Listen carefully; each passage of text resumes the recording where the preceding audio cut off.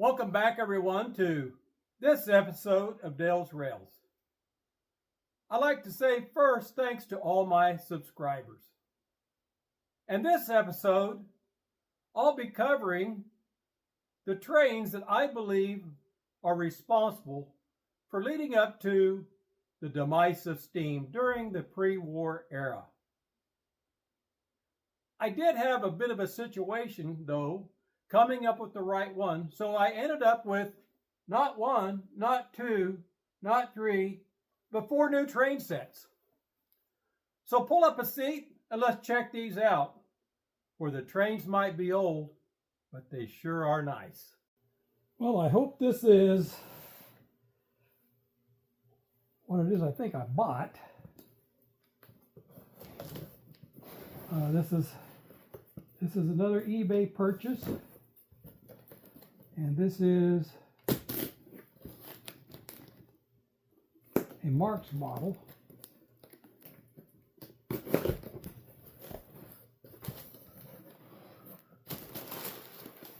I can't believe this whole set's in here. How they got that all packed in that little box. I think that's, wow, they got these packed really nice.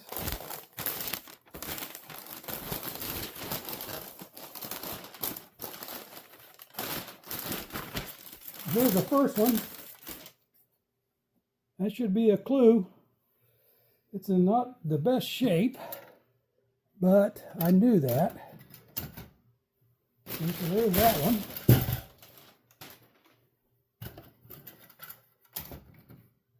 That one. Yep, they're all in here. Let's see how good a shape these are. We may have to do a little bit of restoration on these.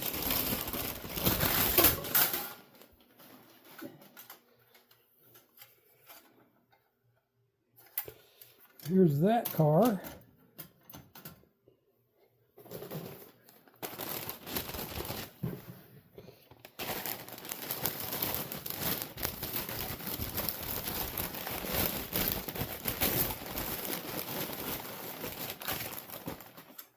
I guess somehow I thought this was going to be a lot larger, but it's a good size. This must be the end of the articulated train. Yep. I knew it was in pretty rough shape as well. Yeah, so this should be a pretty good indication of what this is. So this would be the engine.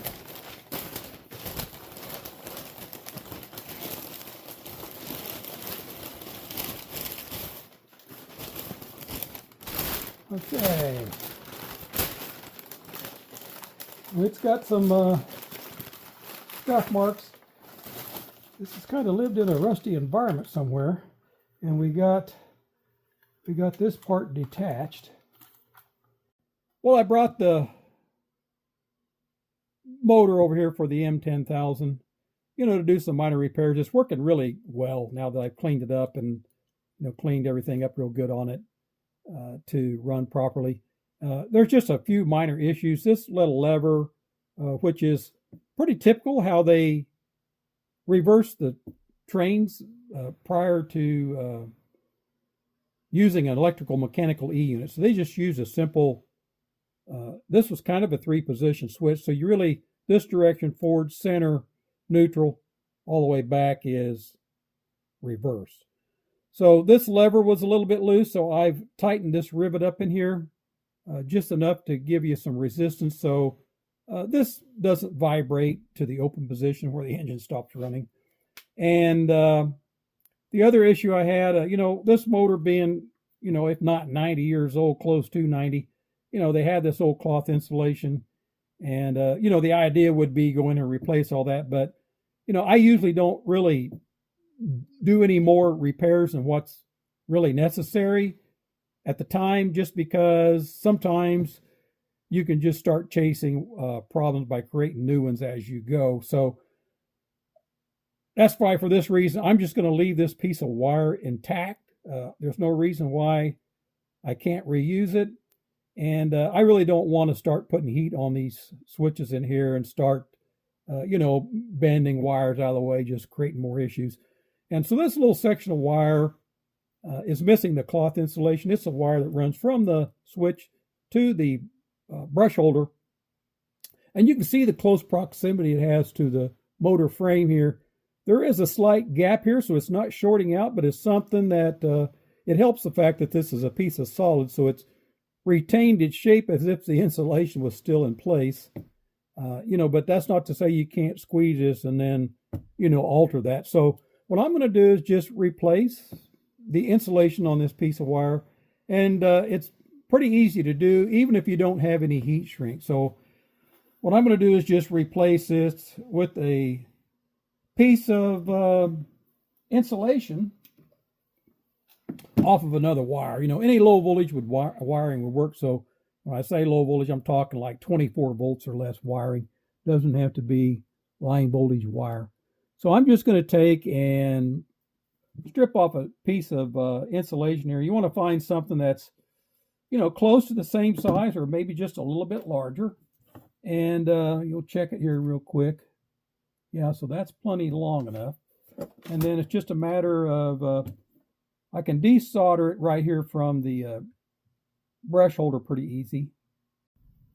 So it's pretty easy just to sleeve a new piece of insulated wire over that. You really don't need the heat shrink for this. And you just slide, if you don't have heat shrink, you can just slide you a new piece of insulation back over the old wire like that. And that way you can do the repair. Now I've got a nice new plastic jacketed piece of insulation on that wire.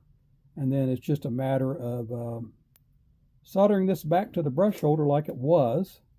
I'm a little bit surprised that they didn't really have that wire through the hole there. That'll kind of help hold it in place while I solder it.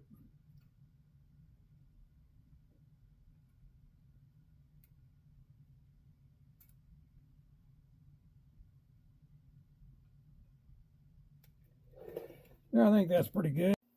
Well, let's try it out real quick. Yep, that's forward. How about neutral? Yep, neutral.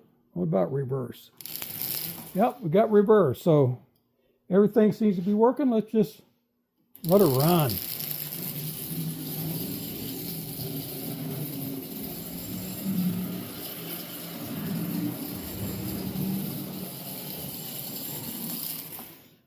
Well, that runs remarkably well. I'm always a little bit in awe of these old motors, just how well you can get these to run after all these years.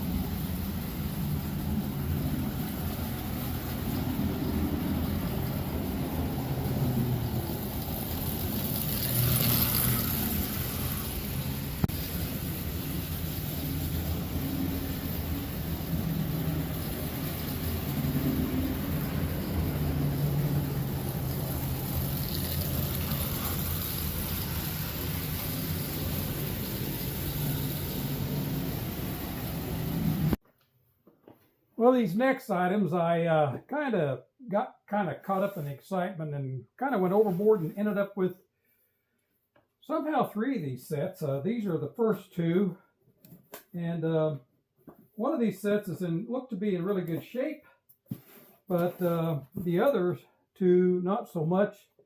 It's probably something I overspent, but I just decided they needed rescuing. So I think this set here is the one that may not be in that great a shape. Boy, they packed it really nice. So you see what we got here is another Marks Union Pacific Streamliner set.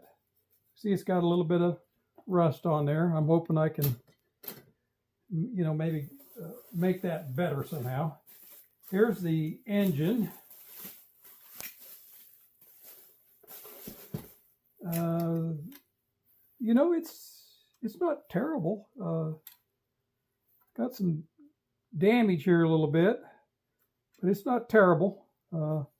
Does have some rub marks here. The paint's rubbed completely off. It's got the original motor. You know, I don't know that these are real strong pullers. And for set number 2, now this one, it appeared to be in much better condition. A little concerned because all the pictures were of the right side. They didn't have any pictures of the left side of any of these cars. And we got some popcorn peanuts. And you can see it's another Streamliner set, but this one is in the green and cream. Yeah, that car is in really good shape. So that's Los Angeles. These are both the electric version. Here is the here's the squab bonnet a bit. Yeah, it's in really, wow, this set's in really nice shape. So, you know, I probably made up, it looks like, depending on if this is running, which I can't believe it won't, just looking at the condition. So I did pretty good on this set. It's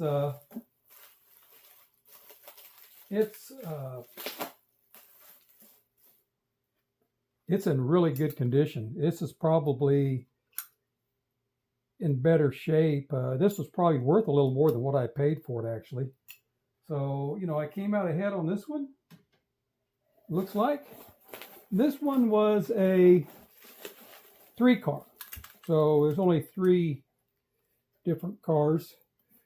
And so we got the squab bonnet, and there's 2 Los Angeles cars. And, you know, these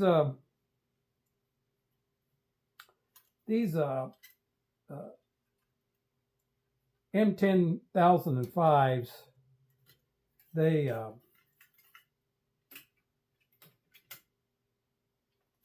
had versions that were electric motor and some with clockwork. So they had these available even in the clockwork. These are all electric. Now this one, wow, that kind of surprises me. So this one has a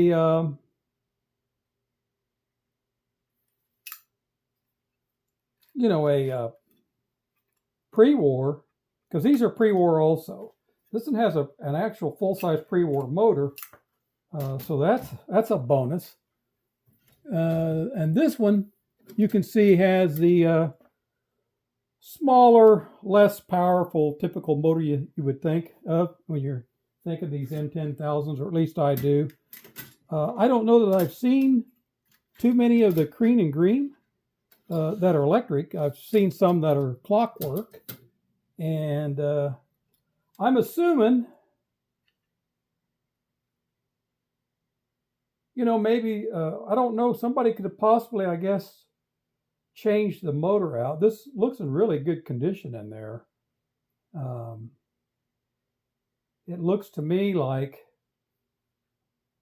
somebody has actually modified this. I see some stuff that's been added on in here, this bracket.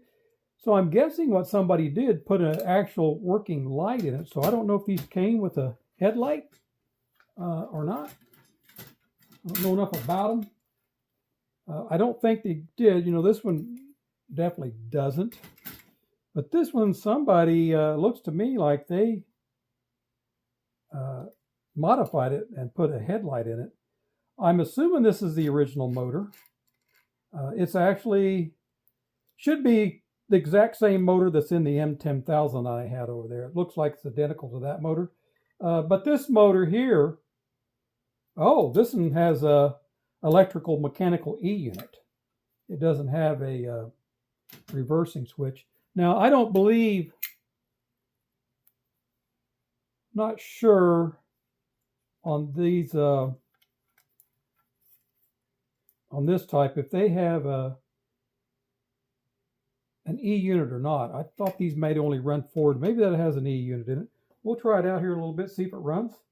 But I'm just really impressed with this cream and green set. This looks like it's in really good condition. You know, they made some changes on these M10005s, on these articulated models, that there should be easier to connect. Yeah, that was real easy. Wow, they did a good job on that. It's a little bit more of a issue trying. Yeah, look at that. It just hooks together with ease. Last card here. There we go. So yeah, those go together much better. I'm going to try this out and see if it runs. Let's see if we can get these to run. Well, we got a headlight on that one. Doesn't seem to be running.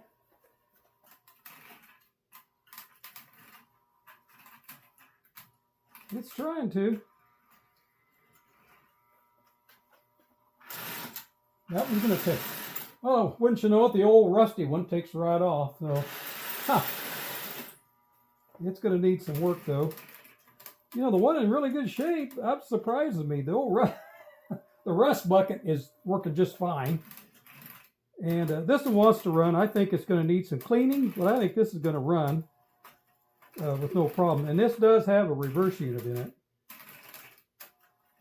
I do not believe this one does. No. Look at that.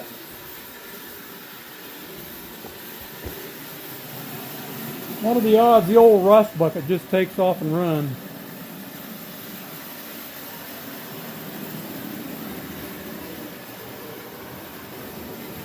Yeah, it needs a little servicing.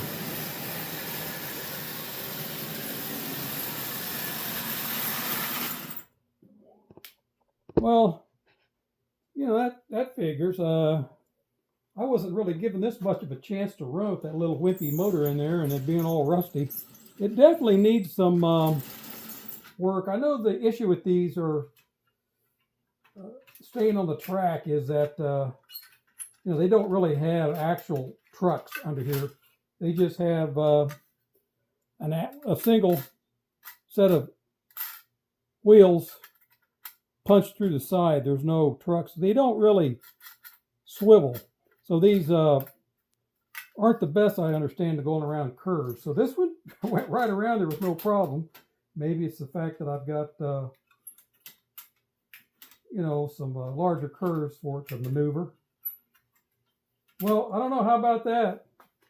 The old rusty rust bucket took right off and ran. And I think I'm going to get this to run. It just needs a little servicing.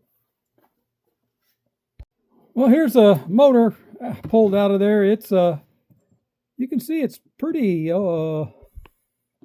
crusty looking, and so it's going to definitely need some cleaning.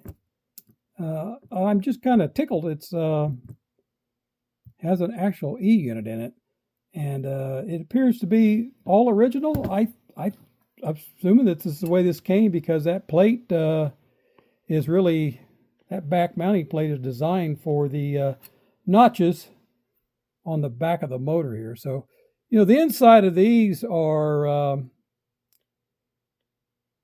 have a much nicer plated interior. So hopefully this will not rust like the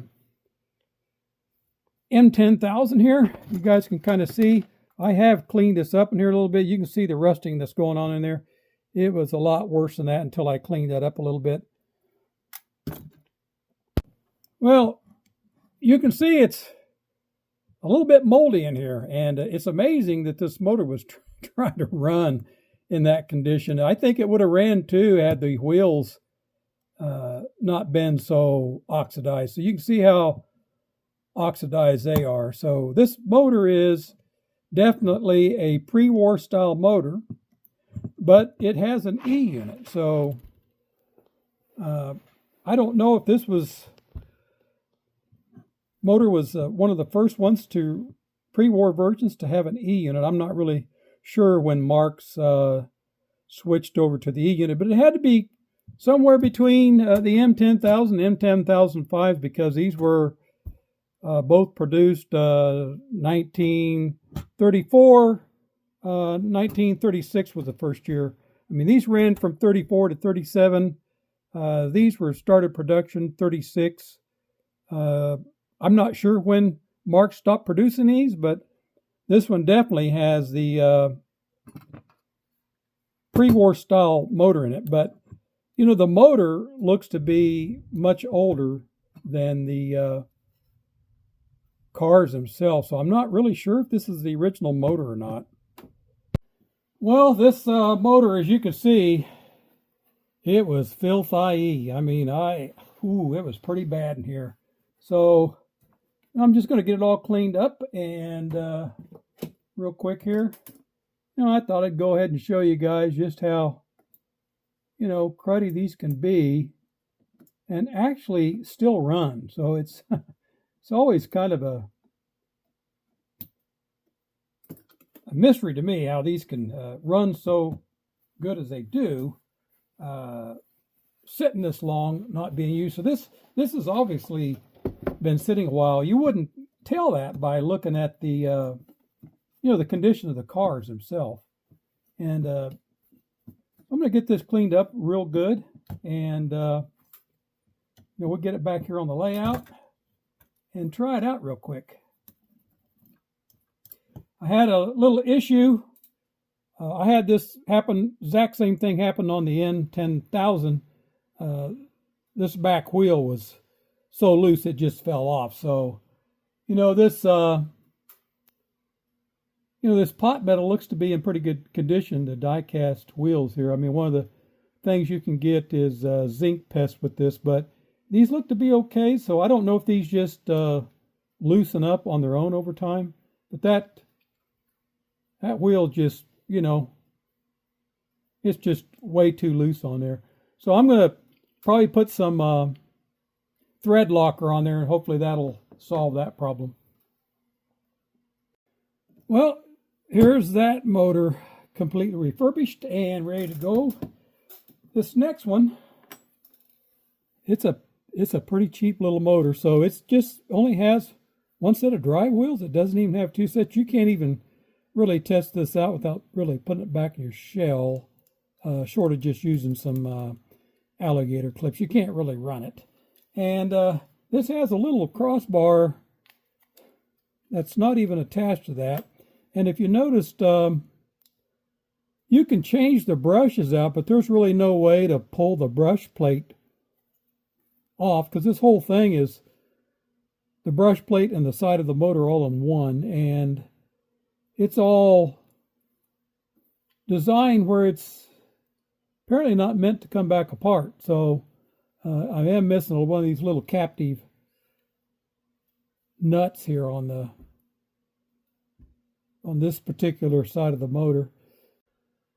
Well, I finally got some cleaner down there in the brush wells and got the the goo in there loosened up enough where I could tap them, and finally got the brushes to fall out. And then I just sprayed this all down with contact cleaner. You know, a bunch of crud came flying out of it. So, you know, I don't know if you can see in there, you know, they got the armature pretty clean. So, you know, this motor was working. It was a little bit dirty, probably not as bad as the other one was, condition-wise anyway, with grime. So I'm just going to go ahead and get the brushes cleaned up and stick back in, and then stick it back on the track, see what it does. Well, this just showed up today. It almost didn't make it for the video. So this is one of those deals where you bid on one thing and then you don't realize you're going to get two. So that's kind of what this is. But you know, this here is kind of interesting because this is a complete train set, I believe. I'm not sure it's all there, but it's it came with the box. So it's kind of interesting. It's pretty small. box. I mean, they must have this thing fitting in there like a glove. And they do. So we'll get this out of here. Boy, that's a really old box. You know, the other set I knew was in pretty bad shape. I just really got it to have some extra cars and to rescue it. This set's probably in a little better shape. So this comes with the box. It looks like the box is starting to flake apart. Let's take a look at this set. Oh, wow. They actually took the time to wrap all of these individually. So there's the engine. You know, the engine, this is another red silver. It's not in that great a shape. You know, the motor doesn't look like it's in that bad a shape. The shell here has got, looks like some surface rust on it. I'm hoping that'll clean off of there. And these cars, you know, they appeared to be in pretty decent shape. What I like about these red silver, they all have, or these newer versions, more so than the M10000 I bought, they have a coating on the inside of the shell, so that's really great to keep it from rusting. But I noticed these here tend to rust also. It looks like I've got a lock on and an old street light in here. It's missing the track, but it came with the transformer. And so here, this squaw bonnet car is in a lot better shape. And then the last car here, you know, I think these are going to clean up pretty good. They got a little bit of surface rust on it, but nothing like that other train. So, you know, I'm really pleased with this set. I got it at a pretty good deal. So the issue with these is, you know, the seller makes me an offer and I just can't say no. So that's kind of what happened here. And so there's that set. We'll get these run around. He's kind of a late entry, so I really haven't had time to get acquainted with him yet. And I haven't even given him a name. So, you know, we might call him Dusty. So that way we got Dusty added to the list. You know, old Dusty here being a latecomer, we're just gonna see if he can run. That's about it.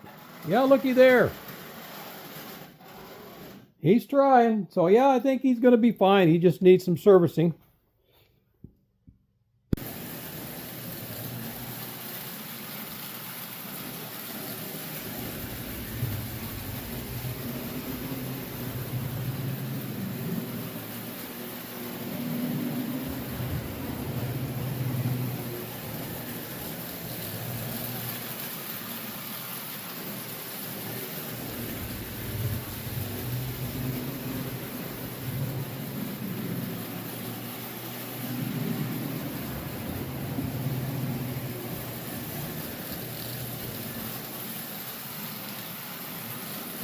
Well, let's see if I can run these around like this without a wreck.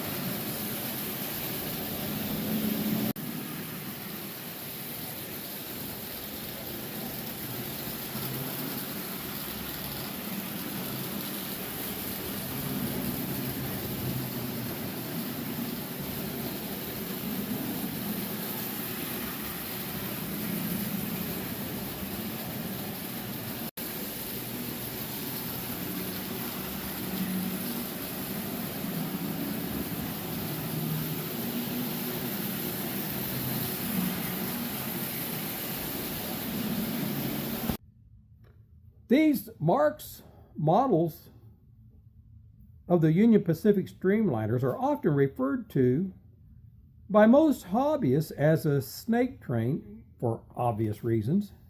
And this M10,000 on my left here certainly fits that description the best, I think. I mean, looking at the front of these, you can see that Marx lithoed in a couple of guys in there. Although they look more like they were a victim who were just swallowed by a snake. The real M10,000s wasn't quite this menacing looking. After all, what type of business strategy would that be to scare off your passengers? And for that reason, you know, I didn't have any trouble coming up with some names for these guys. And the M10,000 here on my left, well, that's old Sneaky, because, you know, he's the snake. And the M10,005 here on my right, the cream and green, well, that's Spanky, just because, well, he looks too brand spanking new to me. And then all the way in the back, I mean, look at him. He just looks like he's being left out, doesn't he? Well, that's old Rusty. Yeah, well, for obvious reasons. So I want you guys to meet Sneaky, Spanky, and Rusty there. You know, the new addition to the layout. And, you know, these guys have been a lot of fun to run around, more so than I thought. Just because, maybe it's because the whimsical nature behind them, but, you know, it could be the fact that, you know, they're just that old, and it's just kind of something that puts a smile on my face anyway. Now, these Marx models are of the actual production versions. The M10,000 on the left here and the M10,005 on my right were produced through a collaboration of what I consider unusual business partners, developed by Union Pacific. The aluminum-clad streamlined articulated car body of the train was manufactured by Pullman Standard, the internal combustion engine by GM's Winton Engine Corporation, and generator, traction motors, and electrical controls by General Electric. With the M10,000 being the first to be delivered in 1934, was also the same year Marx released his first ever model train design that was not designed by Girard Model Works Joyline, although it was powered by the Joyline motor. And with the UP M10,005 being released in 1936, it also is believed to be the same year Marx released their first M10,005, which was a yellow and brown clockwork model, and later the green and cream here, and the red and silver version we see here. The Union Pacific M10,000, designed by William Bushnell Stout, was a designer of all-metal airplanes who adapted fuselage design ideas to the railplane, where the streamlined body was developed by wind tunnel tests through the University of Michigan. For those of you who don't know, the 30s were a time where streamlining was focused not only for airplanes, but trains and automobiles. These were powered by a Winton 191 600 horsepower V12 spark ignition petroleum distillate electric, using low-grade tractor fuel that was similar to kerosene. The Pioneer Zephyr Burlington Streamliner, released that same year, was a stainless steel streamliner that was built by the Budd Company and powered by General Motors Winton 8-201A, which that was a 600 horsepower inline 8-cylinder diesel electric and electrical components by General Electric. And if you guys recall, the reason I think it's unusual because General Electric, if you recall, ended up partnering with Alco. The UP M10005 was released in 36. It contained 2 power cars each with a Winton 201A, a 1200 horsepower V16 diesel electric, developing 2400 horsepower total, with GE electrical components. Now, just 4 years later, in 1939, came General Motors' first FT units, eventually leading to GM's successful F-unit road engines, giving credit for killing steam. And the rest, as they say, is history. Union Pacific's M10000s were known as the city trains, with the M10000 being renamed the City of Salina, providing passenger service from Kansas City, Missouri to Salina, Kansas, and the M10005 as the City of Denver, or otherwise known as the Denver Twins, because there was 2 of these that ran daily overnight passenger service between Denver, Omaha, and Chicago. Thus, the names Mark used to put on the side of the cars. There were also considerations for other M10000 units. These would have been considered as the City of Portland, City of Los Angeles, City of San Francisco, and the City of Las Vegas, which led to Union Pacific's slogan, Route of the Streamliners. Well, I hope you guys enjoyed this session. I know I had fun putting it together for you. And until next time, you have been watching Dale's Rails. Thanks for watching.